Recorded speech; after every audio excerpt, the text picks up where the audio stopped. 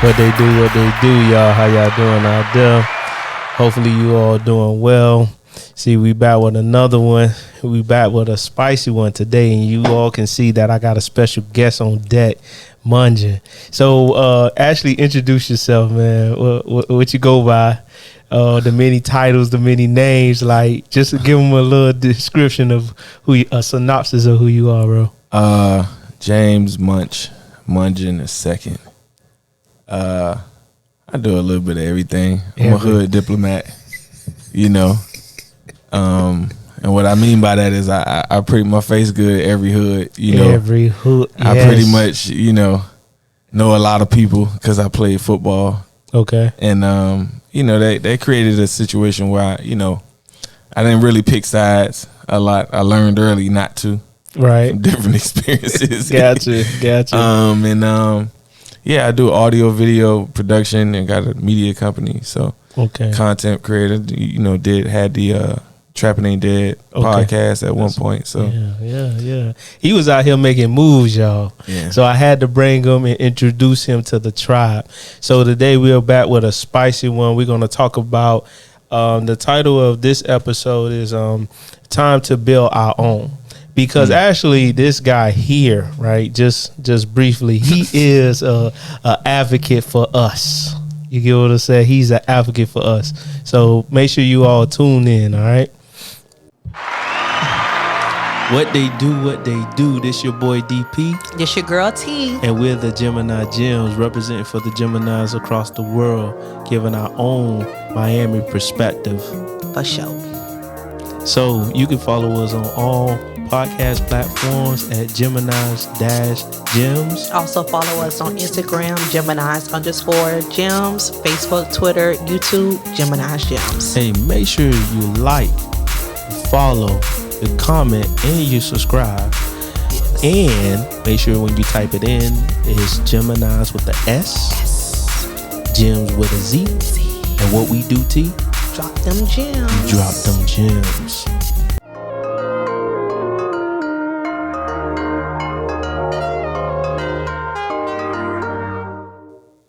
All right, so we back. So it's time to build our own. So when you hear of that, Mungin, when you hear that, what do you think about? Because I think about our community. It's time for us to bring like a separation. It's time for us to separate, start like our own political party type stuff, you know. So go ahead and chime in. Let's see what you're thinking about, man.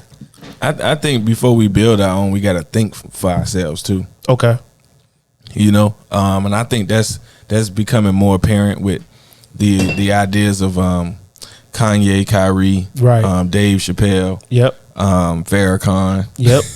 You know, LeBron even chipping in and saying his things. What you know, we have to start to begin to have our own ideology. Yes. And I spoke about this. I had prematurely released the episode with Trapping Ain't Dead, like coming back out, just something I wanted to do just to be fun and light, talking about the Candace Owens documentary. And I think everybody kind of like had their differences about it, felt some type of way, but she black too, right? And so that doesn't discount, that doesn't discredit her anyway. You know what I mean? Mm-hmm. And so we got to take those. We got to be able to agree to disagree, right? And be able to say, okay, one group of people may not like it, another group of black folk may like it. Yeah, be intrigued by it. Yeah, you know what I'm saying? And so, we got to be able to think, like I said, going back to what I was saying, is just we got to be able to think for ourselves, where it's just like outside of, we got to know what we think. Right. You know what I mean? Yes. Like, because at the end of the day, all these different things that's pushed on us, these ideologies that's pushed on us. And so what I was trying to go to was like Black Lives Matter. When we thought about, when most people think about Black Lives Matter, it's just what the statement is. Right. Black Lives Matter. Right. You know what I'm saying? Black people are gay. Black people are trans. Black people are, regular, straight, heterosexual folk. You know what I'm saying? So we have all these different things that come together is the whole. So when one person says, "Oh, there's an agenda," all right, yeah, they may be an agenda to an extent. They're a campaign, right? You know what I mean? Right. But that don't discredit that there's not black gay folk, right? You know what I mean? Gotcha. So we got to be able to think for ourselves instead of running with the whatever the headline is. You know what I mean? Right. And so, you know, I may not like it, or you know, other folk may not like it. But at the end of the day, that's a reality. That's the world we living in right now. Yeah. Yeah. Go, keep going. I'm letting you go on. Nah, and so when we talk about, you know, when I first, it's crazy you asked this, and I'm here. When I first started All Like Minds, it was just about that, like being able to unite. I think the three things we had was unite, progress, and grow. Okay. And so one of the first things was that we knew we had to come together. We had to unify. Mm-hmm. You know what I mean? If we didn't unify on some type of level, we can't progress. We can't grow. Exactly. You know what I mean?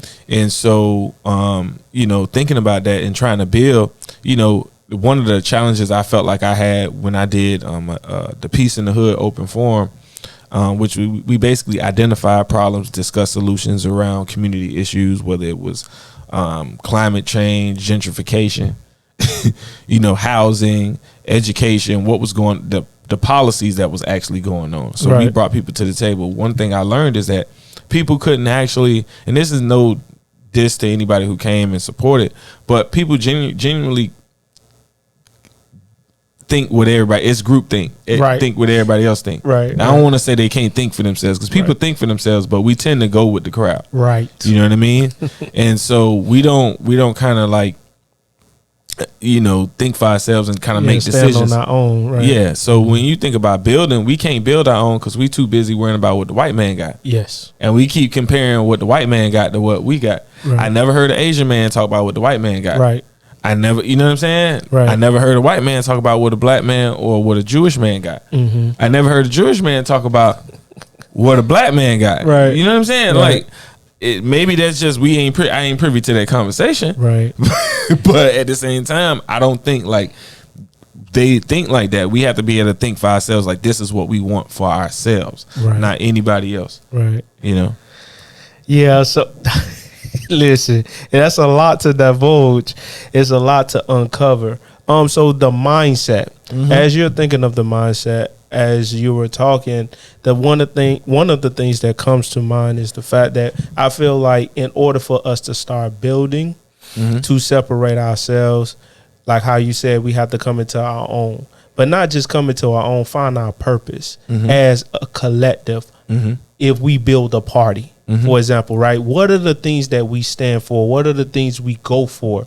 And from that, like, how do we unfold those, that cover, you know, take off that cover to really look at ourselves? Because like you said we tend to look at what everyone does and then start to attract those type of ideologies or bring those ideologies our way. I go back to Black Lives Matter as much as, you know, because I got, you know, intimate knowledge of the whole situation with them. And I met Patrice a few times. I've done business with Black Lives Matter too. So but that's not to say my opinion is gonna be biased in any way. I'm gonna say what the hell I'm gonna say. You know what I mean? Right. But I just wanted to put that out there just so people know.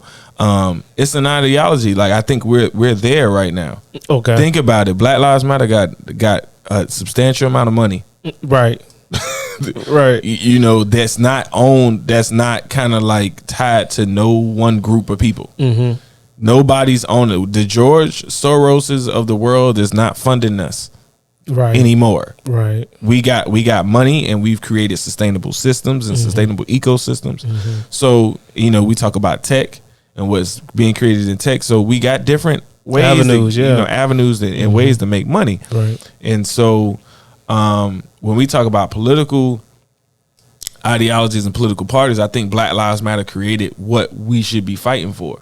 Okay. You know what I mean? As far as like how we should go about it. Like, no, that it shouldn't be a red or a blue. This is just me. Yeah. You know, I don't think there should be a red or a blue.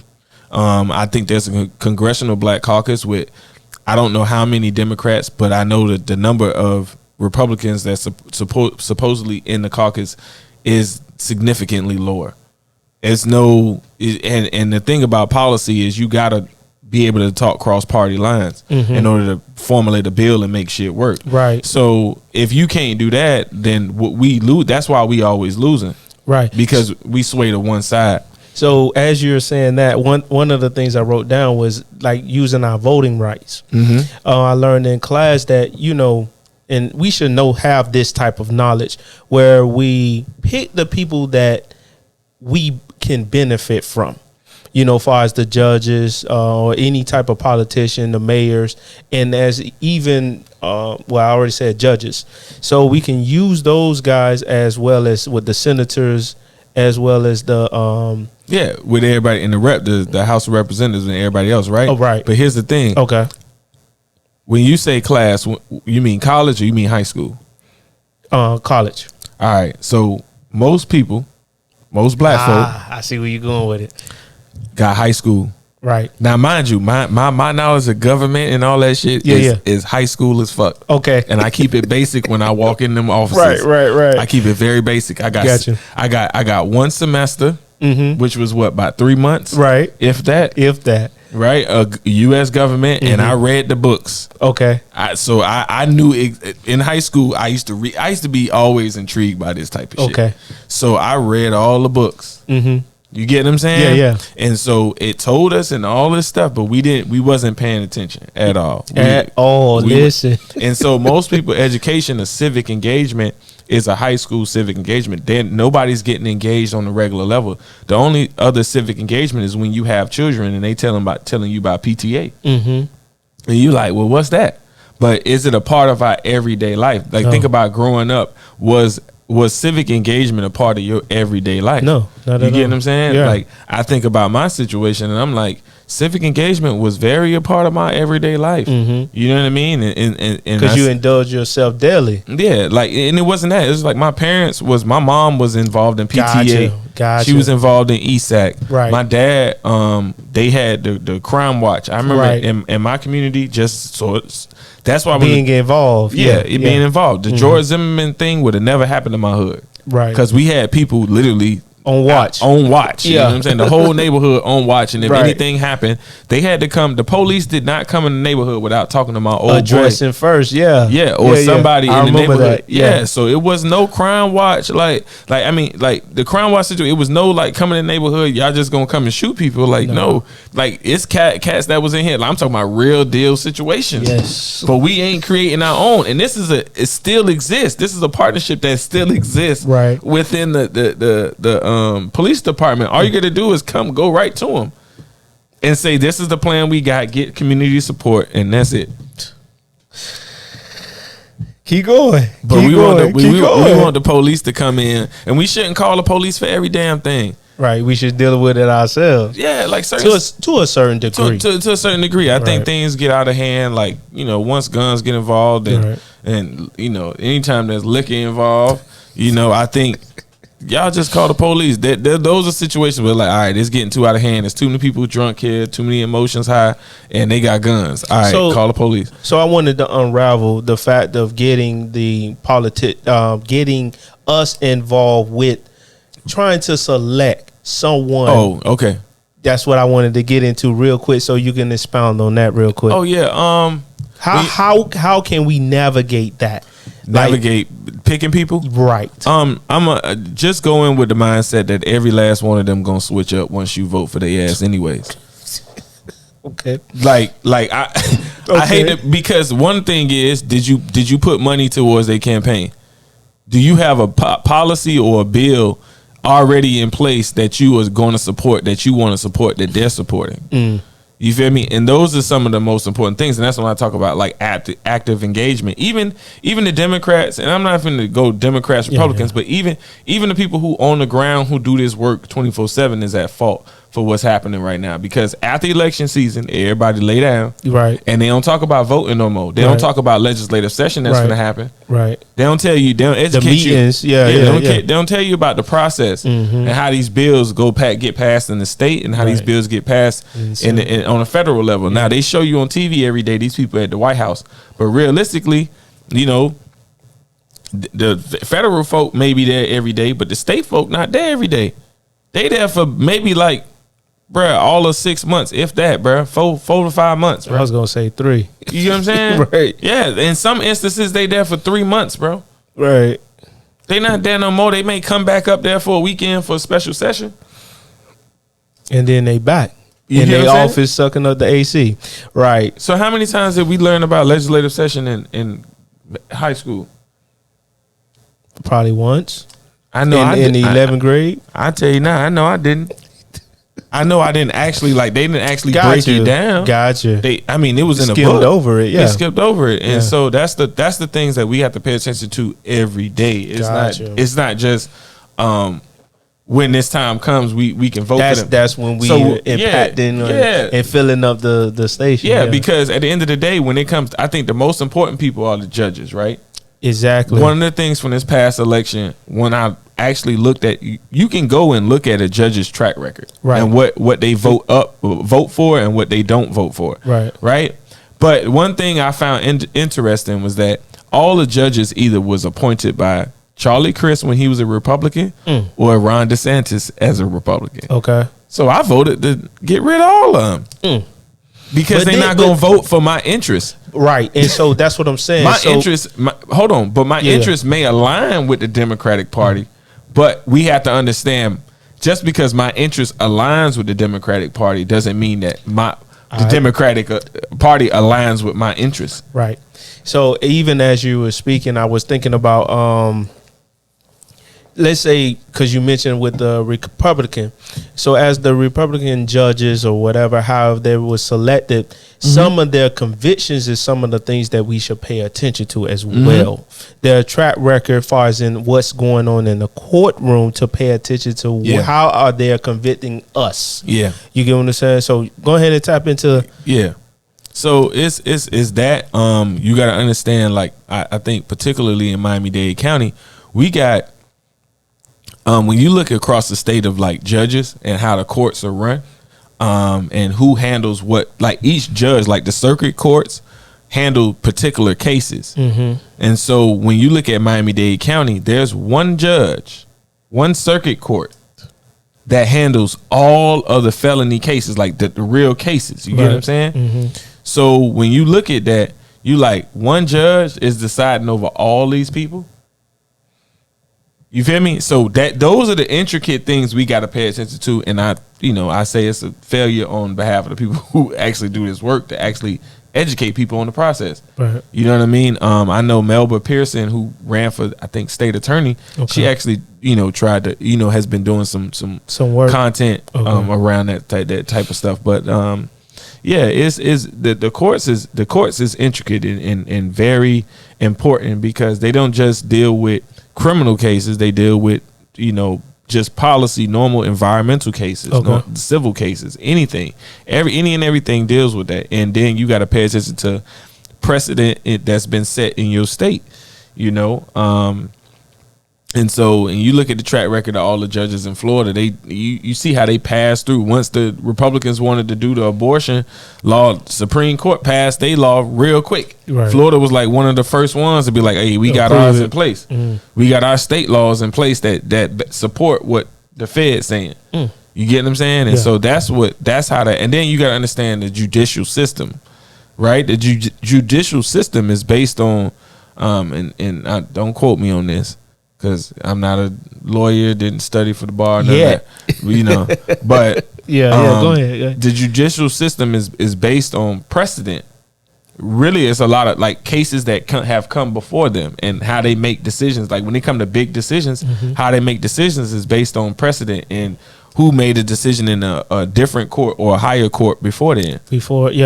You know what I mean? Gotcha. And this is how things change when you get different judges in there who want to challenge the status quo. Gotcha. But if you ain't get no judges, you get one judge out of 7 judges, you ain't got no power. Right. Right. So let's move further on to build our community. So one thing I wrote down was in order to build, we have to have shelter, security, living, privacy, comfortability. And also, so what are the elements to start to build? after we have the mindset, what are some of the elements that we would need additional to that you can think of to start the process? What they call it? Maslow's hierarchy of needs. Explain. It's a diagram. I forget. Don't quote me on it, but Okay. it's called Maslow's hierarchy of needs. Okay. And basically, that's what we learn: food, water, clothing, shelter. Right. So when you think about one of the main things, you think about sustainability, right? Right. We got to think about land. And land, we got to think about how we live off that land, how we sustain ourselves from that land. Right. When you go in and you buy a piece of rural property, Right. cutting down all them trees is wood, yo. Mm-hmm. Make money off that wood. Right. I had a friend that did that. Yes. Yeah, it's a lot of different ways when you got to renovate that property Right. that you can make money while you you know what I'm saying? You spending money to get it done, but you making money from off it. Like you may spend money to get it chopped down, but you making money off the wood that got chopped down. Right. So, it's kind of offsetting the expenses. Another thing is how we live off that land. So how do we grow food and how we grow crops and how we, make sure that Plant, not just plants, but also animals. And animals and how they create a sustainable ecosystem with that. Right. So exactly with animals. So, because at the end of the day, we can go on this vegan love fest all we want to. I love vegan food too, but at the end of the day, we got choices. That's what all America is about, and we wouldn't be given choices that now we can't eat meat because that creates this, and this is like how it's being treated. It's how it's being manufactured. That's the problem, not the actual food itself. God wouldn't put food here, and that's the natural ecosystem of the world. Like, right.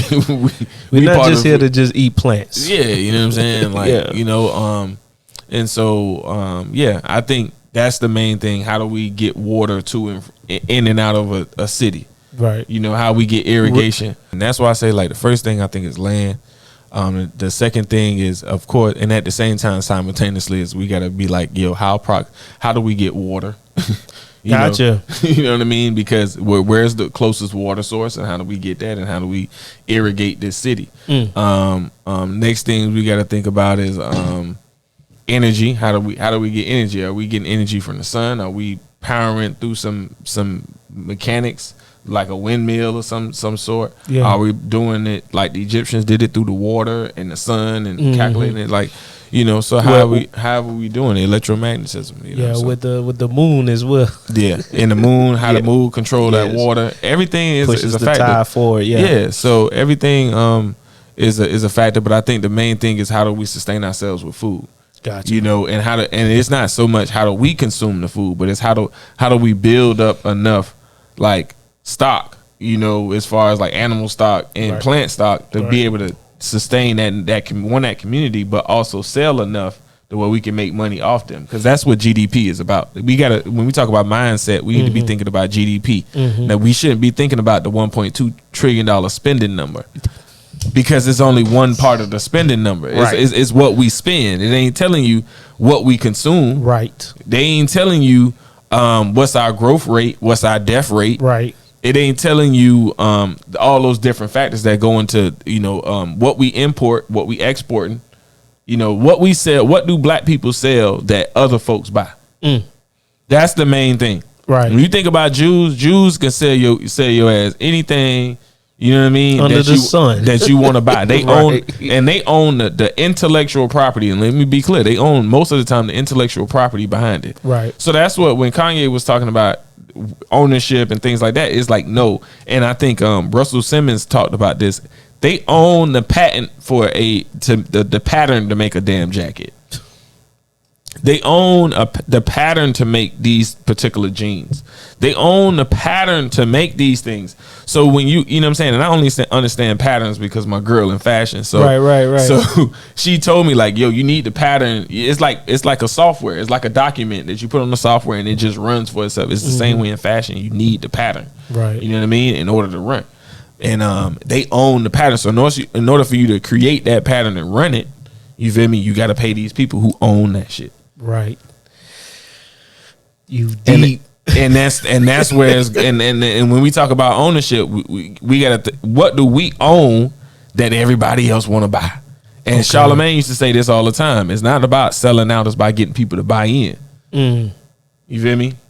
Because at the end of the day, we gotta get other folk out from outside to buy into what we're doing as a culture. We gotta and we have to own the culture. Right. You know what I mean? We can't do like what these HBCUs doing with the streaming contracts, you know, or what they licenses. They basically license the content right back out to these other people who make 10 times the amount of money, and then give it, and then we still sitting there while HBCUs ain't making no money. But realistically, they a profitable business, but they don't have a profitable business model. You know what I mean? Right. I mean, like, think about it, bro. Like, I'm listening. I was sitting up here, and I've been really like digging into like streaming. And the streaming contracts and the future of like new media, right? Okay. And so I was looking at who owns the licensing of these like trademarks and branding. And so how does like schools like FAMU and all the rest of these HBCUs make money from like the Nike deal? Right. And with the dunks. Right. Bro, they license their trademark through a third party licensing company. Like an outsource. Like a publishing company that basically licenses the trademark to other companies. And they get basically a percentage of what they get, or what the third party give FAMU a percentage of what they get. Not the other way around. Right. And it's branded on FAMU. Yeah. So like the FAMU Nike deal, bro, truth be told, they may have got, don't tell me less than 30%. They may have got that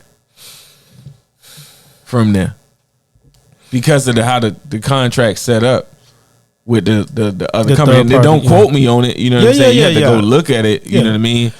But you know, these are the type of deals that we doing as a people. Just like when Dion was talking about how the money games, the classic games weren't really making money. You know what I mean? For the schools, it was because once again, it was helping out the community. It was helping out the community. It has its purpose. Everything serves its purpose. I'm not taking away from that. Okay. But when we talk about time to build our own and ownership, gotcha. We need to be in a position where we own it. Gotcha. Not that we license our rights to the content to a third party. Right.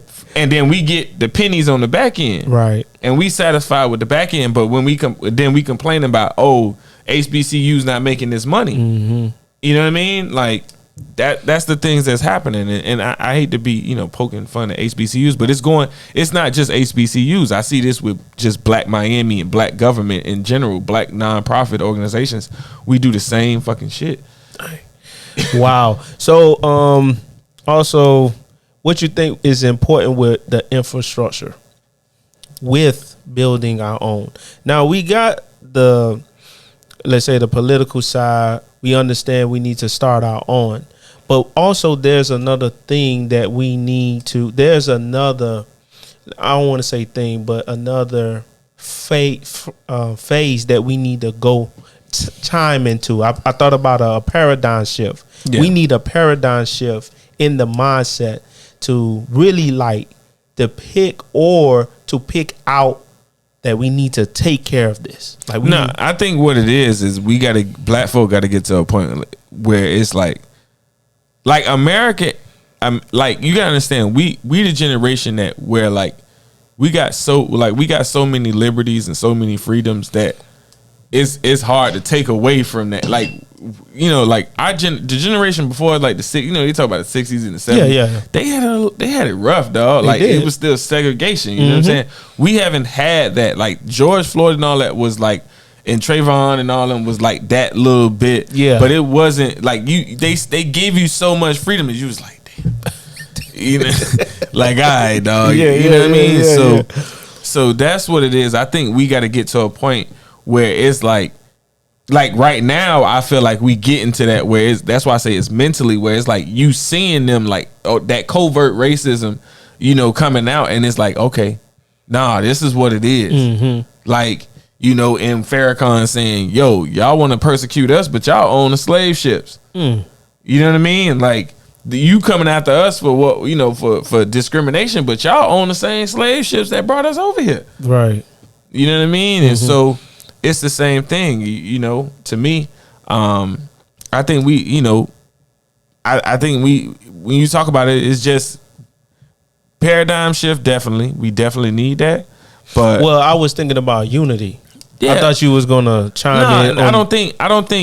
I think we get into that place of unity. But but I think like right now, social media is keeping everybody so damn divided with this black men versus black women thing. Right. And you know, I think, and truth be told, that's why I'm inspired to like do a lot of put out content now, because I'm like, all right, I see my place in it, where it's like somebody needs to, I don't want to say be the moral compass, but somebody got to be in the middle. Like, come on, let's make it make sense. Let's pull it together. Let's put it together. You know what I mean? Yeah. And you know, I see 19 Keys trying to do his thing to elevate the consciousness of the people. Right. You know, and but I think at some point somebody got to say this blood raw. Right.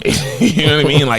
Like all that high level conversation. Nah, you got to dumb it down a little bit. Yeah, like bro, people understand things on the 3rd and 4th grade level. That's it. Yeah. You know what I mean? And I think we just gotta get people to understand that, you know, and we gotta have a movement that makes sense. I think people just don't. They genuinely been scammed out of every process, like every single. So I like how you put that. Yeah, yes. like voting. They tell people to vote every year. And then we lose every year in Florida because it's Democrats. Right. We lose every year. And then the wins we do get, it's like, well, what did that matter? Right. Minuscule. Yeah. So and then we don't understand how different policies that's placed affect us in different ways. Okay. You get what I'm saying? Yes. So we're because a state policy ain't gonna necessarily affect you unless it's like something like abortion. Right. Major. It has to be major. It has to be or like you were saying earlier, basically the day to day. Yeah, or you know what I'm saying? And because at the end of the day, special interest groups lobby these politicians. Facts. So you spoke on that real quick, lobbying, because that's actually what I put down as far as the politician. I feel that is very important. Getting lobbyists to lobby for us on our behalf, because we probably don't even have a voice out there. We don't need lobbyists to lobby on our behalf. We need to lobby on our own damn behalf. Gotcha.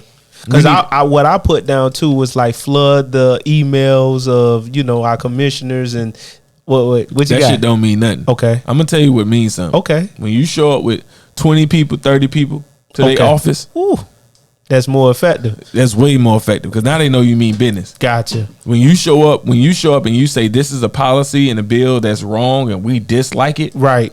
And we coming to speak in on the public volumes. record. Yeah. Just I like, got you. You know what I'm saying? Like prime example. I think Dignity Florida. We talk about women. I don't know if you knew about the woman who got she had a baby in jail. Okay. Tammy Jackson, I think her name is. Okay. Tammy Jackson had a baby in jail. But the year before that, Dignity Florida had passed a bill that basically made sure that women had feminine hygiene products because they only got one. Now this is stuff you don't hear about in Florida, right? But I was privy enough, you know, my people. We was a part of this. You know what I'm saying? Okay. I was really right there and seen them get the bill passed from the beginning to where it is now. Okay, and so black women, all black women, showed up, passed this, you know, wrote this bill. Okay, lobbied politicians. Women that was formerly incarcerated, all of them was most of them was formerly incarcerated. Okay, that lobbied these politicians. They don't have no political background, and they talked to different politicians, told their story, got them to sponsor the bill on their side, and they got more they got feminine hygiene products and different things that they needed for them women that's in jail, because people didn't even know that they was getting 1 and 2 pads per period, per cycle. How the fuck? How that's gonna work? Some run 7 days, but you get what I'm saying? Yeah.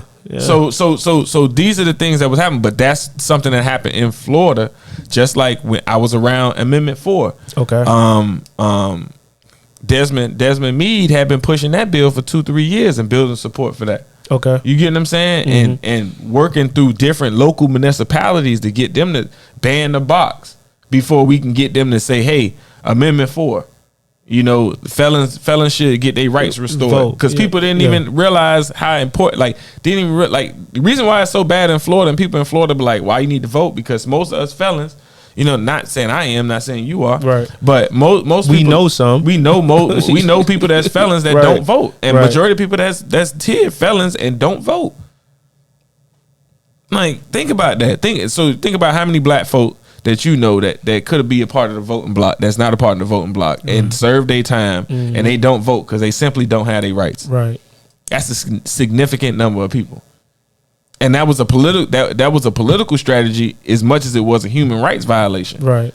Because we add more black people and more Hispanic people and shit. To the equation. And they may vote left or right. Right. You know what I never mean? know. Yeah. Right. Keep going. So these are the different factors when we think about lobbying, we think about politics. Politics is a game that we inevitably gotta play. You know what I mean? It's one of those things where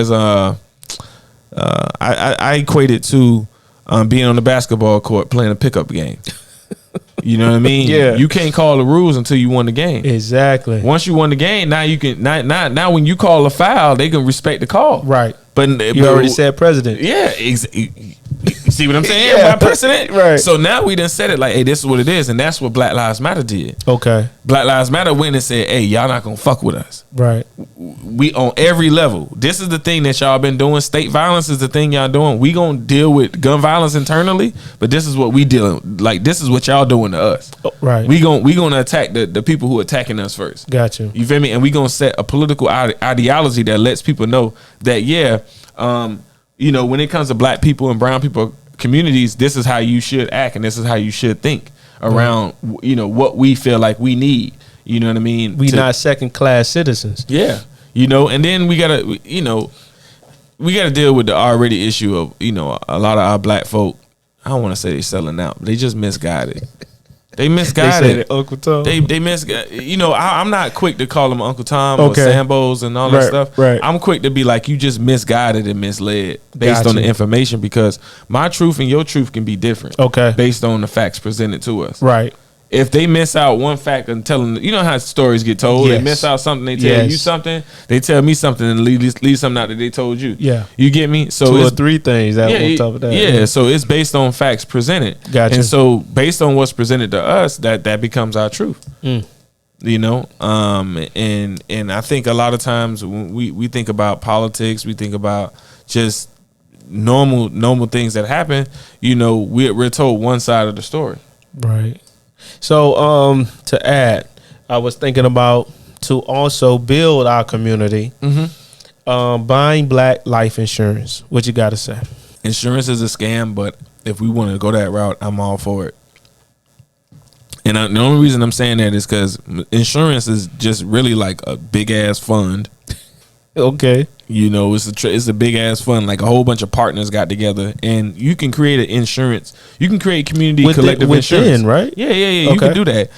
Where everybody pays into this insurance. Is you know what I'm saying? It's just like tithing. Everybody go tithe, but you actually can get something out of it. Right. You actually can pull from it. Right. And you can get in life insurance. You can pull equity from life insurance. You can, you know, do business So loans. why you say it's a scam? No, I'm saying like insurance in general, like the. I get what you're saying. Like right now, as its present state, like I get what you're saying. Flood insurance Right. in Miami. That's why I say I get what you're saying. Yeah, but I'm talking about life insurance. Nah, Right. life insurance. Nah, yeah, I think that's a viable strategy. Somebody came to me early about that strategy, and I was very ignorant to it. But they did try to hip us to it, like literally, like I want to say like 6-7 years ago about life insurance, and I was real ignorant because I just didn't understand. And like, you know, when there's a lot of noise around, you don't understand. And, Right. And so like everybody had they kind of like objections, but I was trying to be like what is he trying to tell me? Exactly. You know what I mean? Because I didn't understand. At the time, I was still going to school for like supply chain management and IT, so I was still trying to understand equity and what that meant. You know, I was on the stock, the like investment club and all that stuff at Dade, but I still didn't understand equity and what that meant in real life. Like I'm a real life application person, Right. So if I don't understand what that You means, sound like me. if I can't apply it in real life, it's kind of like Hard. Yeah, it's hard for me. It's like absent from the mind. So like understanding that now, life insurance, being able to pull from life insurance, you put in a decent amount of money and they matching the funds or whatever, whatnot, and then you be able to pull equity from it. Yeah, why not? It's a viable strategy. I think everything is trial and error until we fucking win. Right. We need to figure it out. Yeah. And so the last one is I said buying black. What you got with that? Because I'm in full support of buying our own. Mm-hmm. As not trying to support others, because we already did that for X amount of years, but it's time to start buying into our own community. What you got? I'm all for it. I would be a hypocrite. As well as patronize our own as well. Yeah, I'm all for it. We'll make the difference between like the business side and then the patronizing our own. You talking about like patronizing restaurants and stuff like that? Exactly. And yeah. So my whole thing is, I look at Miami Gardens, and we talk about what black excellence should look like, right. and so I'll break down some things that people kind of get upset about. So one of the things that we upset about is they tore down the flea market and built up Ross and the plaza, right? The nice little plaza. But the thing about that is, the unfortunate thing about that, they cut out entrepreneurs and created jobs. And so that's what government does. Their job, the government's job is to take care of the welfare of the people. And the best way they can do that is put you on a fixed salary. Wow. I didn't see that angle, but I understand it. You get what I'm saying? Yes. So when you think about, and then when you think about attraction to a city, right? You think about the stadium being right there. Right. You what's think around it. Yeah. And so on Trapping Ain't Dead, we had Gilbert on there, and that's one of the things I challenged him on. I asked him a question, and he talked about the importance of the anchor tenant and the fact of, like, small businesses wasn't getting the same amount of traffic. How so? So, like, for instance, we had those, back in the day, we had the barbershop. Right. But outside of that barbershop, who was pulling people to Carol Mart? You feel me? Other than the T-shirts or you ain't even going there to eat the food, right? You get what I'm saying? Yeah. Other than the Nikes and but that's what I'm saying. Like the barbershop, like, so when Carol Mart dropped, when Carol Mart dropped and they got rid of Carol Mart, so to speak, and it was just the barbershop and all that over there. What else was drawing people there? Outside of that, nothing else. So the purpose of the anchor tenant is that it's a big business that everybody already know that's gonna pull people in. When people go and search shit on Google and they look at where's the closest whatever, right? The Wawa, y'all got a Wawa on 199th, bruh. What? No, 183rd now. Yeah. A Wawa on 183rd, bruh. Right. Ain't no Wawa nowhere else. It's in Miami like that, right? Except down south, right? Yeah, you feel me? Right. And y'all got one, and so when people go look for a Wawa gas station because they gonna look for it, guess where they gonna go? Miami Gardens. So right, it's gonna pull people in. It's about pulling people in. It goes back to what? It's not about selling out. It looked like we sold out to these. Gotcha. But guess what? They franchises. Okay. Right. The Starbucks franchise is owned by a black person. Okay. You get me? I don't know what the Chipotle is owned by. I don't know who the Wawa is owned by. Right. But I know a significant amount of these properties, or these franchises, it's black franchises. That's what's up. You get what I'm saying? Yeah. And so we got to look at that. And so those are different strategies. The best way for people to get in business and be in entrepreneurship is through franchise. Right. It's through franchising. So, we got to look at different strategies and say, this is what works. This is what doesn't work.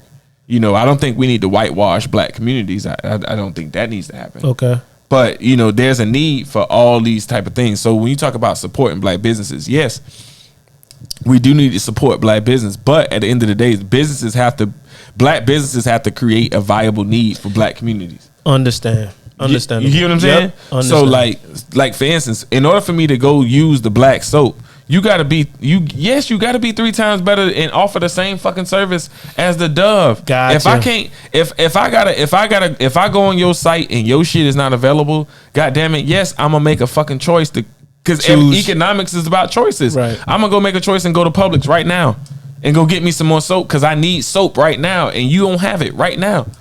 Imagine if I ordered your soap a week ahead of time and you didn't have none in what's the name? Stock, yeah, inventory, in stock, yeah. In inventory. Yeah. You didn't have it in inventory. I waited 2 weeks past. Well, 2 weeks before my soap go out, I fucking go on your site. You ain't have it. A week passed, you ain't have it. Now it's getting down to a nigga that ain't gonna have no soap. You feel me? Yes. What I gotta do? I'm gonna either go to the corner store because it's convenient. Right. I'm gonna go to the damn regular place I go, which is Publix or wherever else to get the soap with Costco or whatever. Right. Right. I'm gonna go to these normal places, but it's a matter of convenience. It's about choices. And they have a whole bunch of inventory. And they got inventory readily available. You get what I'm saying? Yeah, I get what you're saying. Yeah. So I'm gonna go to it. Right. You feel me? The reason why hairstylists can make these outrageous ass rules in the black community is because they know they have a service that people is needed. Is needed, but guess what, motherfuckers? It's enough hairstylists around here. You can go to somebody else for that shit. Yeah. You know what I'm saying? And that's what we gotta understand with black business. I support every black business there is out there. But I'm gonna tell them at the end of the day what it is and what it ain't. Like, you know what I mean? Right. You know, it's certain reasons why I'm like, I go out of my way to support black businesses. When I have to go, I know you do. Yeah. When I gotta go eat, okay. When I gotta go eat, first thing I'm saying is which black business I'm going to first. I love that. You know what I'm saying? I love that. When I go shop, I tell people all the time, I don't really go shopping for clothes and shit. You know what I'm saying? But when I go shop, my drawers is black owned, my clothes is black owned. Like, I remember you did a post of, I don't know exactly what it was, far as if it was clothing or some type of I don't know. Yeah. Exactly, but you had posted like, yo, shout out to so and so. Let's go and patronize. Let's go and support. You know, and I know you're an advocate for it. So, but the thing is, I just feel like people just, how you said, they don't have the material readily available, the inventory readily available for people to actually patronize. It's not consistent. They're inconsistent, and that's one of the complaints that I hear from different people when I say black. Buy black. Yeah, and it's they not even showing up. They not even showing up to the shop. Yeah, on time or being. Yeah, it's a lot, and so they talk about and we'll talk about we try to compare across industries, and so like when you think about restaurants and you just strictly on restaurants, customer service is hospitality is the number one thing, number one in restaurants. Number one. So if your customer service ain't there, like you know what I'm saying, people gonna complain. That's gonna be the number one thing they complain about. They're not gonna show up. You feel me? If your food too salty, okay, that's a okay. But if your customer service bad, all right, that the people definitely ain't coming back. Right. You feel me? Like. You being too salty or whatever, like people you can change that, right? But it take a lot to change customer service. Facts. People experience when they experience it one time, they ain't gonna experience it twice. That's it. And so it's an upside to that. Like I said, it's a good and a bad side to a lot of things. You know what I mean? And patronizing.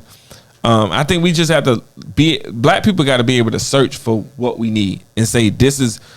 We have to make it a part of culture to say, okay, we are supporting our business because this is going back, and this is how it's going back. A lot of times we can't see how it's going back into our neighborhoods, right? So like with Roots Printing, that I'm a part of, Roots Collective, right? I'm a founding member of that.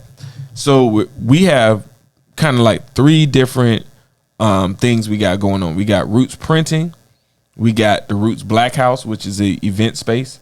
And it's a kind of headquarters for us. And then we had the Village Fridge. And so the Village Fridge is a 6-day-a-week, half day pantry, food pantry. Okay. So we open from 9 to 12 every morning, 6 days a week. And we give people food based on the food waste situation, right? So that has its own budget. Then you got Roots Printing. Roots Printing makes the money. Roots Printing makes the money so we can pay for everything that's around and subsidize. It's the mother. You know what I'm saying? Yeah. The food pantry. Yeah. You get what I'm saying? And so when we think about this, is when you support Roots Printing, think about the families you feeding at the Village Fridge. Mm-hmm. Think about the programming that you sponsoring at the Black House. You get what I'm saying? Think about the summer programs that we do.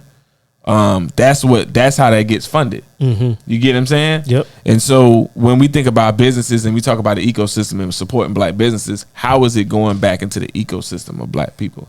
When you support that black Starbucks in Miami Gardens, you're not only supporting that black Starbucks in Miami Gardens, you actually supporting, hiring these black kids, these black teenagers. You know what I mean? And we got to pay attention to that. When you go to Jazz in the Gardens, you supporting education. Right. And we got to understand this is why we supporting it. And that's what my thing is the intent. You know, so a lot of things is about like it. When I go to support a black business, it's because of intent. My intent is to make sure I'm putting back, and you know, when they talk about the rappers not checking in, the checking in fact is the reason they don't want to check in because y'all niggas ain't putting nothing in the community. Right. So what the fuck is the purpose of checking in? Because you know, other than a fear tactic, you know, and nothing being done for the community. Gotcha. So before we close out, you got any last word in building? What I said, time to build your own. Like I said, we gotta think for ourselves first. Right. Going back to what I was saying, we gotta think for ourselves. The second thing is, in building our own, we gotta be empathetic to each other. Gotcha. That's the main thing. We can't unify if we're not empathetic to one another. And what I mean by that is that, like, prime example, the situation with this girl in Mexico. Right. We all saying, oh, we almost like victim blaming the girl for, you know, going with her friends on the trip. When in all actuality, how many spirits was in that room? Not human beings. How many spirits was in that room? Right. You get me? You get what I'm saying? Like, how many people was in that room that did not say nothing? These were all her quote unquote friends. Right. You know? And so that's an internal black issue that we got to look at, and we got to say, no, we got to do better. We got to say we not going to do that to our people. Exactly. I agree with that. There's no way that they should have been in the room and let that go forward. You get what I'm saying? And so especially if they called a friend. Yeah, and we all have these internal compasses, and we done been, you know, we grew up together. Like, people don't know this, but me and you grew up together, right? And we had situations, and so it was a lot of times where Munch had to be the voice of reason to everybody. Right. Everybody was ready to go stupid. Like, go crazy. Prime example, right? Situation with, you know, I tell the story, we laugh about this with when we was a fresh click. Remember that? Yeah. So we was the established people at the Coach Ross Center at the time, right? Facts. We was the guys. Right. And so the guys from Lincoln Field came over. Right. You know what I mean? And they tried to run shop. And so they was coming over like, hey, we finna come over. We see the girls over here. We finna run shop. Now, mind you, know, it's a male thing. We somewhat territorial over the what's the name? But this is our territory. This is our domain. This is where we be at. This is how we function. This is how we function. Yes. You know what I mean? So it could have went. Them boys was ready to throw down. Automatic, on site, because this is the environment they come from. Yes, the environment we had been brought up in didn't have us like that, and so, you know, we saw it coming. Yeah, we did, and we was ready for it. But at the same time, I was like, look. It's too many of them. It's too many of them, and it don't make no sense. It like, don't make no. It's a lot of. It was only 4. No, it was 7 of us. Yeah, and 30. It seemed like 30. You know what I mean? But it was like 10, maybe 15 of them. Doubt, you know what I mean? No doubt. But at the same time, like, you know, somebody got to be in the middle and say, hey, we can come together. Hey, this is just a process that got to happen. Right. You know, and me and Black always talk about, like, me and Black, like, we didn't, that was the biggest thing, because me and Black didn't get along. Right. You know? But it was a lot of different riffs because of, you know, different things, but it was just, my thing was the lack of communication. Yeah. And that's what actually brought us together. Yeah. Then we found out from Mr. Ferguson, Mr. Davis, that, hey, listen, you all are similar. Y'all just are from different walks of life. Walks of life. And once we did that, everybody started hanging with everybody. And we clicked like it was nothing. Yeah. And so, and that's what got to happen when we talk about building communities. Those are the type of conflict resolutions that we got to come to. Facts. We got to have empathy to be like, all right, we know y'all, boy. We know what y'all see. Yeah. We know the women in the tights walking up and down the street. We see it. We know. We know. But all right, we can't hog it all to ourselves. You know what I'm saying? We gotta dish it out. Share it. Yeah. We gotta share it. Right. But at the end of the day, hey, it's a certain level of respect. Exactly. That gotta come with it. Exactly. You know what I mean? Exactly. So yeah, there you have it. Building your own with your boy Mungin. He came and showed up today. So I'm your boy DP. This my boy Mungin, and we Geminis Gemz. That's Geminis with the S, Gems with the Z, and what we do, we drop them gems. Go ahead and drop some gems, bro. All right, check y'all out later, all right? All right, y'all. Y'all take care.